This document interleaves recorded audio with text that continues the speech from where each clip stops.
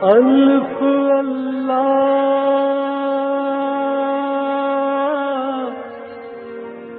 چمبے دی بوٹی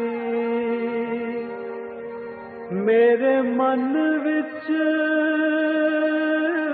مرشد لائی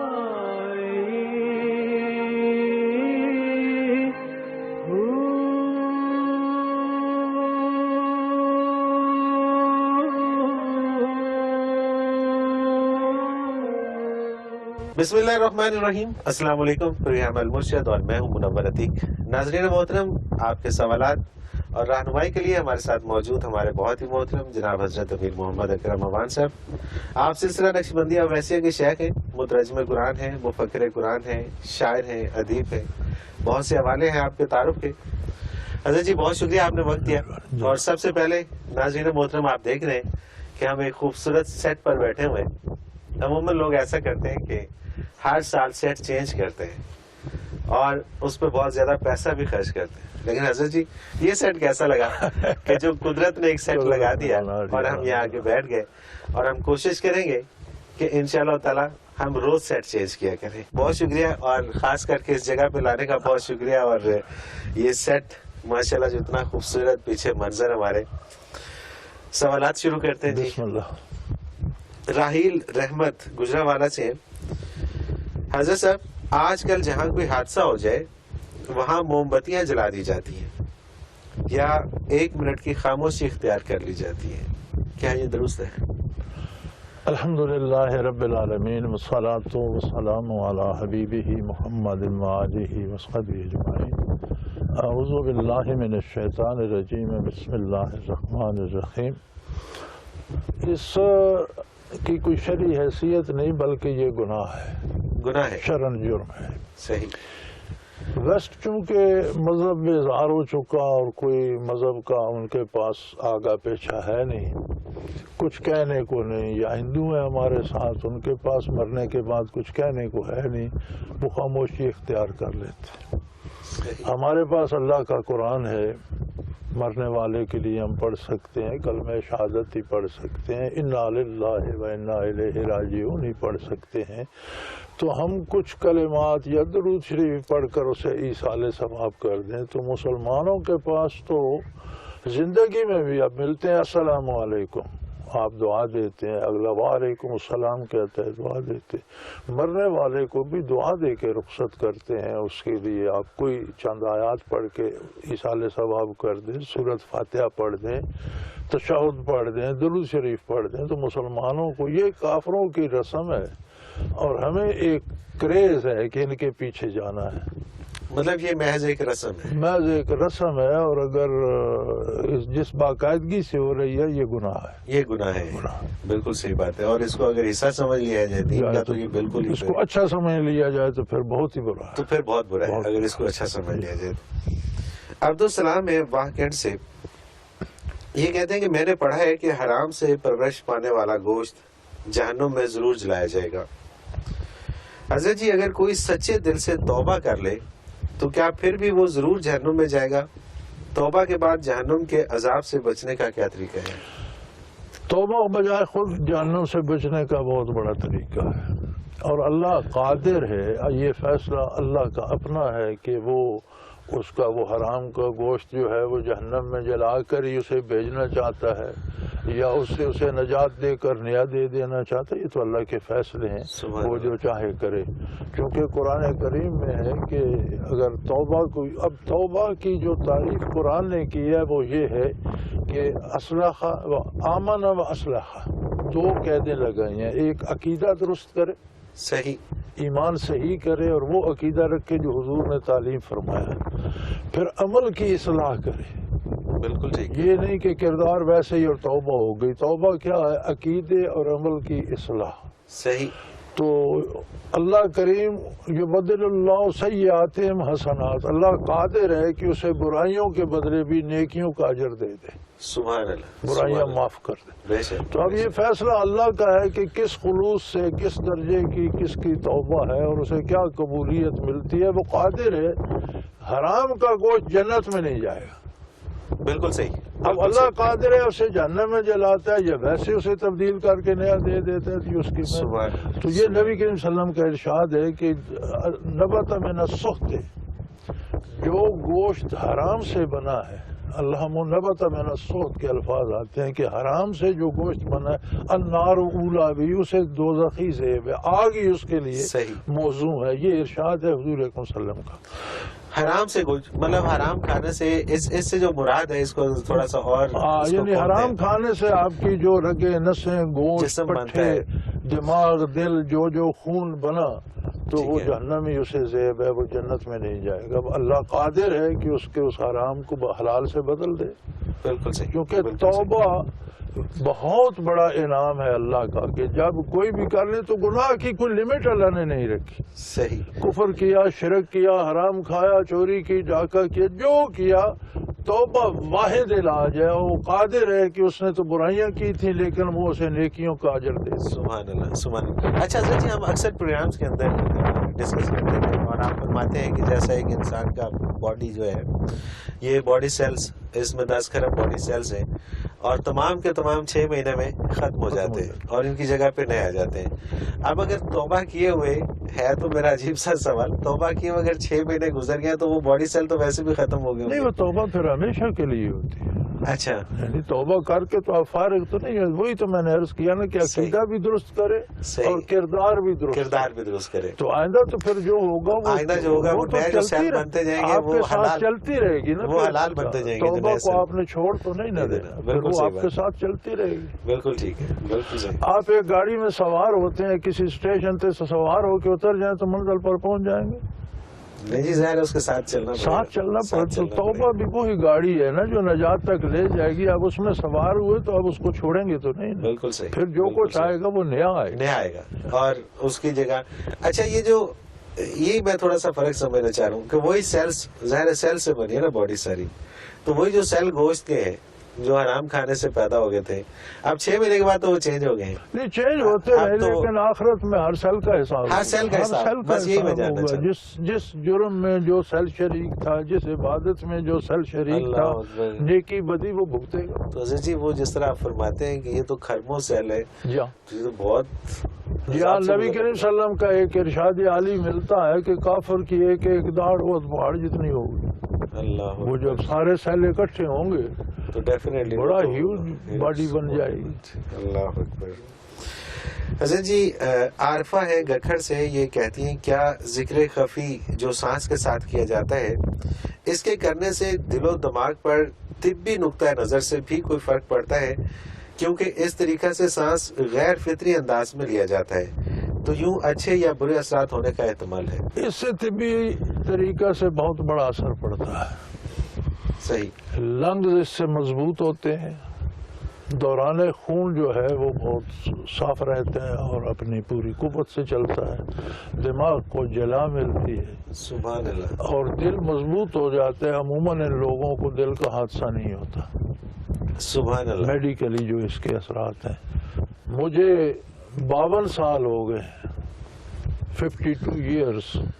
ماشاء اللہ، ماشاء اللہ. تو الحمدللہ میں تو اس کی برکت سے نوجوانوں سے زیادہ ہیلدی. سبحان اللہ، سبحان اللہ. آپ تو ابھی 52 برس کے لگتے ہیں. ہاں، تو کوئی برے اثرات ہوتے تو ہم پر بھی آتے. بے شک، بے شک. سبحان اللہ. یعنی کہ روحانی طور پہ تو بندہ فٹ ہوتا ہی ہے، جسمانی طور پہ فزیکلی اس کا بڑا فائدہ ہوتا ہے. سبحان اللہ. کیونکہ جب آپ کا دل اور پھیپھڑے درست کام کرتے ہیں، صحت مند رہتے ہیں، تو ہول باڈی سسٹم اس سے صحت مند رہتا ہے. سبحان اللہ، سبحان اللہ. حضرت جی، اگلا سوال شامل کرتے ہیں ڈاکٹر عائشہ ستوت ہے لاہور سے. یہ کہتی ہے ہمارے معاشرتی نظام میں ہم ایک دوسرے کے محتاج ہیں.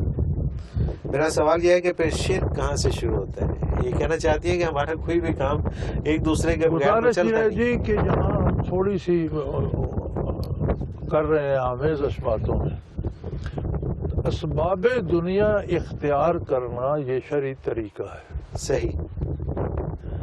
دنیا کے اسباب میں جہاں آنا تھا تو ہم نے گاڑی پکڑی. بالکل ٹھیک. یہ دنیا کا سبب ہے، لیکن ہم اس گاڑی کو ہی اپنا نجات دہندہ سمجھ لیں اور اسی کو سمجھ لیں تو شاید یہ گاڑی وہیں نکلتے خراب ہو جاتی. صحیح. یعنی ہمیں پہنچانے کی جو ہے توقع وہ اللہ پہ رکھنی چاہیے. سبحان اللہ. گاڑی ایک سبب ہے, سبب ہے, ٹھیک. سبب ہمیں اختیار کرنا ہے اور اس پہ شریعت کی پابندی کرنی ہے کہ جو سبب شرعاً جائز ہے وہ اختیار کرنا ہے. سبحان اللہ. اب اس کے نتیجہ کیا ہوگا وہ اللہ جانے. سبحان اللہ. سبحان اللہ. اگر ہم اس نتیجہ اسی سبب پہ رکھیں گے تو شرک ہو جائے گا. سبحان اللہ. سبب کو بطور سبب اختیار کریں گے اور نتیجہ اللہ پہ رکھیں گے تو یہ عین توحید ہے. سبحان اللہ. سبحان اب اللہ. ایک سر میں درد ہے, آپ ڈسپرین کھاتے ہیں, ڈسپرین ایک سبب ہے, اگر اسے آپ نجات دہندہ سمجھیں تو شرک ہو جائے گا. صحیح. تو سمجھے کہ میں دوائی کھا رہا ہوں, میرے بس میں یہ سبب اللہ نے حکم دیا, سبب میں نے اختیار کر لیا, یہ الگ عبادت ہو گئی. شفا اللہ نے دینی ہے, وہ الگ عبادت. سبحان اللہ. سبحان اللہ. تو یہ تو بڑا آسان ہے سمجھنا, لیکن جب میں نے یہ سوال پڑھا تھا تو مجھے بھی یہ لگا تھا کہ یار یہ بڑا مشکل ہے. نہیں, یہ ہم گڑبڑ کر دیتے ہیں نا چیزوں کو, تو اس لیے صحیح, اس لیے مشکل ہو جاتا ہے. شین خان ساہیوال سے, چونکہ آپ کے پروگرام میں مہمان و میزبان دونوں صنف ثقیل سے تعلق رکھتے ہیں, اس لیے ممکن ہے کہ آپ حضرات کو میرا یہ سوال گراں گزرے, لیکن بہرحال سوال کر رہی ہوں. مولانا صاحب, مجھے اپنے میاں سے بہت سے اختلافات ہیں, بلکہ اگر اجازت دیں تو میں یہ کہہ سکتی ہوں کہ میں انہیں سخت ناپسند کرتی ہوں. اگر وجہ یا قصور و جرم پہ بحث کی جائے تو وہ بے معنی ہے کہ ٹاپک ہی الگ ہے. میرا سوال یہ ہے کہ اللہ کریم رحم فرمائے اور ہم دونوں ہی حالت نجات میں دنیا سے جائیں تو کیا جنت میں بھی مجھے اسی خامن کے ساتھ رہنا ہوگا؟ وہاں تو الگ سے نکاح نہیں ہوں گے, پھر میرے لیے تو وہ کیا جنت ہوگی؟ گزارش یہ ہے, سوال ان کا مزیدار ہے, اور بیٹا ہم لوگ جو اس سوال و جواب کرنے بیٹھے ہوتے ہیں, ہم کوئی خاص کسی صنف کے وکیل نہیں ہوتے. بالکل صحیح. ہم آپ کے لیے بھی ہیں اور مردوں کے لیے بھی ہیں, جو سوال پوچھنا چاہے ہم سب کے لیے ہیں. ہماری کسی صنف سے ہماری کوئی خاص حمایت نہیں ہے. یہ جو آپ کا سوال ہے, اس میں اسلام نے پہلے یہ طریقہ رکھا ہے کہ نکاح کرنے سے پہلے بچے کی اور بچی کی مرضی معلوم کر لی جائے. صحیح, ٹھیک ہے. اگر بچی خوشی سے نکاح نہیں کرنا چاہتی تو زبردستی نہ کی جائے. ٹھیک ہے. بچہ خوشی سے وہاں نہیں کرنا چاہتا تو زبردستی نہ کی جائے. اسی لیے نکاح کی اجازت کا اعتبار نہ باپ پہ کیا جاتا ہے نہ ماں پہ کیا جاتا ہے, بلکہ اس وقت 3 گواہ بھیجے جاتے ہیں جو براہ راست لڑکی سے اجازت لے کے آتے ہیں کہ آپ کی اجازت ہے, آپ کا فلاں سے نکاح کر دیا ہے. تو بیٹے پسند نہ ہو تو وہ موقع ہوتا ہے انکار کرنے کا کہ جی نہیں, میں وہاں نکاح نہیں کرنا چاہتا. صحیح. اب ہمارے ہاں دین رہا نہیں, وہاں بچیوں سے رسم پوری کی جاتی ہے, جو جی پوچھو اسے مجبور کیا جاتا ہے کہ تمہیں ہاں ہی کرنی ہے. بالکل ٹھیک. تو یہ پسند و ناپسند کا موقع تب ہوتا ہے نکاح کے وقت. ایک اور بڑا یہاں ہے جو مس کرتے ہیں بات کو, وہ جی شادیاں تو آسمانوں پہ ہوتی ہیں, زمین پہ منائی جاتی ہیں. پھر وہ بچوں کو آ جاتا ہے بھائی تمہاری قسمت یہ تھی. اگر قسمت وہی ہے آسمان پہ ہوگی تو اس سے اجازت لینے کی کیا ضرورت؟ بالکل ٹھیک. اور اگر نکاح کی اجازت لینا ضروری ہے تو اس کا مطلب ہے اس کے پاس موقع ہے. اگر وہ سمجھتی ہے کہ میں اس کے ساتھ کچھ رہ سکتی ہوں, ٹھیک ہے. نہیں سمجھتی تو آپ زبردستی نہ کریں, لیکن یہ ہو جاتا ہے. اب اگر ہو گیا بیٹے تو اس پہ صبر کر کے وقت گزارنا بھی ایک اعلیٰ درجے کی عبادت. سبحان اللہ. سبحان اللہ. حضرت مرزا مدر جانے جانان رحمۃ اللہ تعالی علیہ بہت بڑے اللہ تھے اور بڑے نازک مزاج تھے. تو ان کے مزاج کا یہ عالم تھا کہ بہادر شاہ ظفر والی ہندوستان ان سے ملنے ان کے در پہ حاضر ہوا. تو مٹی کا کچا گھڑا اور ایک مکان اور اس طرح آپ بیٹھے ہوتے تھے. تو بادشاہ کو پیاس لگی تو اس نے خود اٹھ کر گھڑے سے پانی پیا اور پیالہ اوپر رکھ کے بیٹھ گیا. تو انہیں بڑی گرانی محسوس. تو انہوں نے کہا یار گھڑے پر پیالہ رکھتے ہوئے تم نے ٹیڑھا رکھا ہے, بادشاہی کیا خاک کرو؟ اللہ اکبر. اس طرح کے نازک مزاج. تو ان کی بیوی جو تھی اس سے جب بات ہوتی تو انہیں گالیاں دیا کرتی.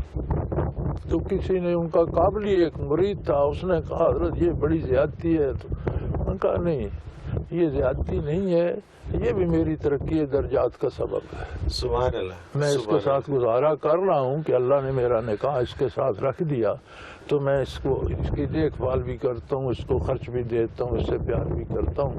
میں اپنی طرف سے کوتاہی نہیں کرتا, اللہ مجھے اس کے بدلے ترقی درجات عطا کرے. اب جب نکاح ہو گیا تو آپ اس کو اچھا گزارا کریں, بہتر گزارا کریں, تو آپ یہ سمجھیں کہ آپ اللہ کی عبادت کریں. سبحان اللہ. اس کے بعد آخرت میں کیا ہوگا؟ آخرت اللہ کسی کا پابند نہیں ہے, ہر آدمی کو جو چاہے گا وہ ملے گا. سبحان اللہ. جنت کی خصوصیت یہ ہے کہ کسی کو کوئی ناپسندیدہ چیز نہیں ملے گی. وہاں بندے بھی بدل جائیں گے, بیویاں بھی بدل جائیں گی, نئے لوگ ہوں گے, جوان ہوں گے, خوبصورت ہوں گے, رحم دل ہوں گے, پیار کرنے والے ہوں گے. کسی بندے میں کوئی عیب نہیں ہوگا. ہو سکتا ہے آپ اسی کے ساتھ ایڈجسٹ ہو جائے, صحیح. نہ ہو سکے تو اللہ قادر ہے, اس کو اور دے دے گا, آپ کو اور دے دے گا. یہ فیصلے تو اللہ کے ہیں. لیکن آپ اس بات پہ نہ گھبرائیں, وہاں کوئی آپ کو مجبور نہیں کرے گا. آپ کی پسند پہ, جنت کی خصوصیت یہ ہے کہ جنتی کی پسند پہ عمل کریں. سبحان اللہ. سبحان اللہ. اور ویسے بھی حضرت جی جیسا آپ فرماتے ہیں کہ اگر ہم دوسروں سے تعلق اللہ اور اس کے رسول کی خوشنودی کے لیے رکھیں تو پھر یہ سارے معاملات سے ویسے ہی نکل جاتے ہیں. ناظرین محترم, دل تو چاہتا ہے کہ پروگرام اسی طرح سے کنٹینیو رہے, لیکن ظاہر ہے کہ جب وقت ہے تو وقت قلیل ہے ہمارے پاس اور وقفے کا وقت ہوا چاہتا ہے. تو اس سے پہلے اگر آپ بھی اس پروگرام میں شامل ہونا چاہیں تو ہمارا ای میل ایڈریس اسکرین پہ موجود ہے, نوٹ فرما لیجیے, questions@almurshid.tv. اس پہ ہمیں آپ ای میل کے تھرو اپنا سوال بھیج سکتے ہیں. اور اسی طرح سے اگر آپ ہمیں میسج کرنا چاہیں تو ہمارا فون نمبر اسکرین پہ موجود ہے, اس پہ آپ ہمیں میسج کر سکتے ہیں 033349555021. اس پہ ہمیں میسج کیجیے گا. ایک مختصر سا کمرشل بریک لیتے ہیں, اس کے بعد حاضر ہوتے ہیں ہمارے ساتھ.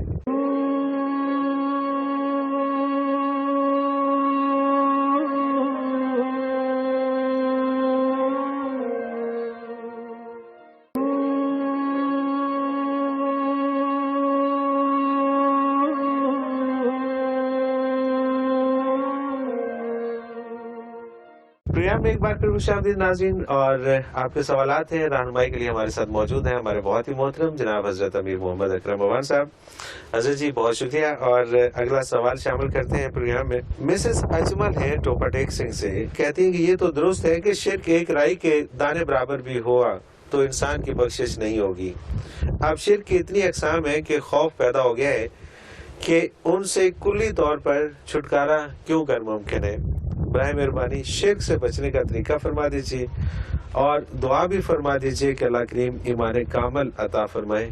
شکر گزار ہوں گی. اللہ کریم مہربانی کرے, اللہ کریم ہدایت دے. لیکن شرک سے بچنا کچھ مشکل نہیں ہے. ٹھیک بات. ہماری سمجھ کا فطور ہے.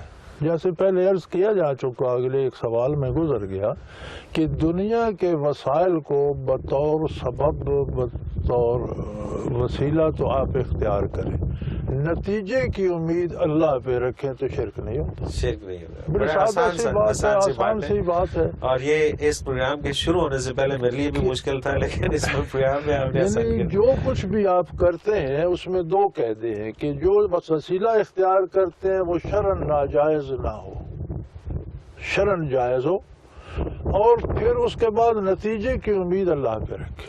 بالکل کوئی شرک نہیں. بالکل صحیح. شرک تب ہوتا ہے جب ہم اپنی امیدیں غیر اللہ سے وابستہ کر لیتے ہیں. ٹھیک ہے. تو بعض اوقات ہماری عبادت بھی شرک بن جاتی ہے جب ہم چاہتے ہیں کہ میں لمبے لمبے سجدے کروں اور لوگ اس سے خوش ہوں اور میرے عقیدت مند ہوں, تو وہاں اللہ کی رضا تو نہ رہی, لوگوں کی رضا مطلوب ہوئی, تو شرک یہ بھی ہو جائے گا. یہ بھی شرک ہو جاتا ہے. ٹھیک. یعنی نماز بھی شرک ہو سکتی ہے, اور آپ قتال بھی کرتے ہیں, میدان کارزار میں بھی ہیں اور اللہ کی رضا کے لیے لڑ رہے ہیں اور دینی حدود کے اندر لڑ رہے ہیں. شرن کوئی واجب القتل ہے اس کے ساتھ لڑ رہے ہیں, حکومت کی ایما پہ لڑ رہے ہیں, تو وہ قتل بھی عبادت ہو جاتا ہے. سبحان اللہ. سبحان اللہ. یعنی جو کام شریعت کے مطابق اور اللہ کی رضا کے لیے ہو, تو اصل انسان کا حوصلہ بڑا تھوڑا ہے, اسے اللہ پہ اعتماد نہیں آتا. میرا یہ تجربہ ہے, کوئی بندہ آ جائے نا جی کہ فلاں کام ہے تو کسی کو فون کر دو یا چٹ لکھ دو تو وہ مطمئن ہو. ہاں اس کا کام نہ ہو وہ بعد میں بھی کہتا رہتا ہے انہوں نے تو فون بھی کیا تھا. بالکل ایسے ہی. اگر کسی سے کہہ دو کہ میں تمہارے لیے اللہ سے دعا کرتا ہوں کہ اللہ تمہارا کام کر دے تو ناراض ہو جاتا ہے کہ بس جی وہ میرا تو نہیں کیا. صحیح بات ہے, صحیح بات ہے. اس کو زیادہ اعتماد اور زیادہ اعتماد انسان کے اوپر ہے. اللہ کے اسے زیادہ خوش ہونا چاہیے کہ میری بات تو اللہ کریم کی بارگاہ میں پہنچ گئی, انہوں نے میرے لیے تو زیادہ کیا ہے. اس کو تو تحصیلدار کو فون کیا تھا, میرے لیے تو اللہ کی بارگاہ میں. لیکن ایسا نہیں ہوتا, وہ تحصیلدار والا خوش ہوتا ہے, اللہ والا اللہ. تو ہم اللہ سے آشنائی کریں, اور آشنائی کا طریقہ صرف یہ ہے کہ اللہ کا نام دہراتے ہیں. بس پر اسم ربک کا متبدل ہے کہ اللہ کے نام کرتے رہو, اللہ اللہ کرتے رہو. تو ایک تعلق بے کیف جس کی کیفیت آپ بیان نہیں کر سکتے پیدا ہو جاتا ہے, اللہ پہ اعتماد ہو جاتا ہے. سبحان اللہ. حضرت جی اگلا سوال شامل کرتے ہیں. فراز حسین ہے گجرانوالہ سے کہ روح عالم امر سے دنیا میں آتی ہے, لیکن پھر اپنے ہی گھر یعنی عالم امر میں واپس جانے کے لیے اسے شیخ کی ضرورت کیوں پیش آتی ہے؟ گزارش یہ ہے جی کہ آنا تو اس کا ایک لمحے میں باذن الہی ہو جاتا ہے, صحیح. جانا اس کے لیے امتحان ہے. ٹھیک. آنا تو اس نے باذن الہی اپنے وقت پہ ایک لمحے میں آ گئی. جب فوت ہوتی ہے تو جہاں جانا ہے وہ بھی ایک لمحے میں چلی گئی. لیکن درمیان میں جو وقفہ ہے وہ انسان کی آزمائش ہے کہ اس میں وہ صرف وجود کو پالتا ہے یا روح کی ضروریات بھی پوری کرتا ہے. روح زندہ بھی رکھتا ہے یا مر جاتا ہے. روح کی زندگی ایمان ہے, ایمان کھو دیا تو سمجھو روح تو مر گئی. تو اس کے لیے جب یہاں وسائل کی ضرورت پڑتی ہے تو اس وسائل میں سب سے بڑا وسیلہ شاید ہوتا ہے جو سکھاتا ہے, سمجھاتا ہے, تربیت کرتا ہے. بالکل صحیح. تب جا کر منزل پہ پہنچتی ہے. صحیح. شیخ بھی ایک سبب ہے, ایک وسیلہ ہے. بالکل سبب ہے. بالکل صحیح. شیخ بھی ایک سبب ہے, استاد ایک سبب ہے آپ کے علم حاصل کر. رابعہ متین ہے کراچی سے, یہ کہتی ہے کہ میری بڑی بہن بہت سخت طبیعت کی ہے. میں جب جاب سے واپس آتی ہوں تو وہ سارے گھر کی شکایتیں مجھ سے کرتی ہیں. میں اگر بہانے سے اٹھ بھی جاؤں تو وہ پیچھے آ کر بات مکمل کرتی ہیں. منع کرنے کی کوشش کروں تو سخت ناراض ہو جاتی ہیں. مجھے کیا کرنا چاہیے؟ آرام سے بات سننی چاہیے. سخت طبیعت والی کی آرام سے بات آپ نرمی سے بات سنیں اور پوری بات سن کر عمل اپنی پسند سے جو صحیح ہے اس پر کریں. عمل بے شک نہ کریں, لیکن آپ کے سننے سے اس کی نفسیاتی طور پر تسکین ہو جائے گی اور ہو سکتا ہے رفتہ رفتہ روح با اصلاح ہو جائے. بالکل صحیح. اگر آپ اس کی باتیں اس طرح آج میں چھوڑتی رہیں گی, انہیں سب بات سنی چھوڑ دی, تو وہ اس میں اور چڑھ کر شدت آئے گی, بہت زیادہ شکایتیں کرے گی. تو آپ بڑے آرام سے, آپ اس کی بات سمجھ نہ رہی ہوں, سن رہی ہوں. صحیح. اس کو یہ لگے کہ میری بات سن رہی ہے. بات سن کے اس کی تسلی کر دیں کہ بھئی اس شکایت کا ازالہ کریں گے, انشاءاللہ ایسا کریں گے, اللہ کو چاہا تو ہو جائے گا. تو میرا خیال ہے رفتہ رفتہ اس کی بھی اصلاح ہو جائے گی. بالکل صحیح. بالکل صحیح. مسز ابرار خانیوال سے یہ کہتی ہیں کہ جی مولانا صاحب, مجھ سے نماز کے سلسلے میں سستی ہو جاتی ہے, پھر طبیعت پریشان بھی ہوتی ہے, لیکن یہ پریشانی وقتی ثابت ہوتی ہے, اگلے دن پھر کوتاہی ہو جاتی ہے. کیا کروں؟ کوئی ایسا حل بتائیے کہ نماز قضا نہ ہو. اللہ کو مان لیں. اللہ کو مان لیں. اللہ کو مان لیا تو پھر تو سارے مسئلے حل ہو گئے نا. یہ اللہ کو ماننا اور اس میں یقین کامل لے کے آنا. یقین کر لیں کہ میرا اللہ ہے, اس نے مجھے پیدا کیا ہے, دنیا امتحان کی جگہ ہے, یہاں مجھے آزمائش سے گزرنا ہے, اور اس نے مجھے رحمت للعالمین نبی کی امت سے بنایا ہے. میرا نبی ہر قدم پر میری رہنمائی کر رہا ہے, مجھے کس بات کا ڈر ہے؟ بالکل صحیح. اگر ان حقائق پہ یقین نہیں ہوگا تو سستی ہوگی. صحیح. یقین آ جائے گا, سستی نہیں ہوگی. نہیں ہوگی. بس وہ یقین, اس کا کچھ طریقہ ہونا چاہیے. طریقہ اللہ کا ذکر ہے. حافظ عبد الجبار گکھڑ منڈی سے, حدیث پاک ہے کہ میری آنکھیں سوتی ہیں, دل نہیں سوتا. اس کی وضاحت فرما دیجیے. انبیاء علیہ الصلوۃ والسلام پر نیند عام آدمی کی طرح نہیں آتی. ہر بندے کی نیند ناقص وضو ہے. جب بندہ سو جاتا ہے تو وضو نہیں رہتا. انبیاء کی نیند ناک سے وضو نہیں ہوتی، کیونکہ انبیاء کا دل محبت وحی الہی ہوتا ہے، اور وہ اتنا بیدار رہتا ہے کہ آنکھ سو بھی جائے تو دل بیدار ہوتا ہے۔ نبی صلی اللہ علیہ وسلم سو بھی جائے تو ان کا وضو نہیں جاتا، اتنی غالب نیند نہیں آتی ان کا۔ انبیاء، تمام انبیاء کو یہ خصوصیت ہے کہ ان کا دل بیدار ہوتا ہے۔ صحیح۔ اے نایت نامی ولا ینام قلبی، او کما قال رسول اللہ صلی اللہ علیہ وسلم، میری دونوں آنکھیں سو جاتی ہیں لیکن میرا دل بیدار رہتا ہے۔ بے شک۔ تو یہ مقام انبیاء کا، اس میں میں اور آپ داخل ہیں۔ صحیح۔ ان کے دل اتنے بیدار رہتے ہیں کہ آنکھیں سو بھی جائیں دل نہیں سوتا۔ سبحان اللہ، سبحان اللہ۔ حضرت جی، قمر زمان ہے گجرات سے، یہ سوال ان کا بڑا اہم سوال، اور یہ بھی ان سوالوں کی طرح ہے جو شروع میں بڑے مشکل لگتا ہے لیکن ابھی تھوڑی دیر بعد آسان ہو جائے گا۔ اللہ تعالیٰ تو ہر جگہ موجود ہے، پھر اسے زمین پر اپنا گھر بنانے کی ضرورت کیوں محسوس ہوئی؟ اس سوال میں مشکل سے زیادہ سادگی بہت ہے۔ اللہ کو کسی گھر میں سر چھپانے کی، رہنے کی، دھوپ بارش سے بچنے کی ضرورت نہیں ہے۔ جب اللہ نے زمین و آسمان تخلیق فرمائے تو یہ مقام جو بیت اللہ شریف ہے، یہ مرکزی نقطہ تھا جس سے زمین پھیلائی گئی۔ صحیح۔ اور اب بھی اگر آپ تقویم کے حساب سے نکالیں تو یہ زمین کا مرکز ہے۔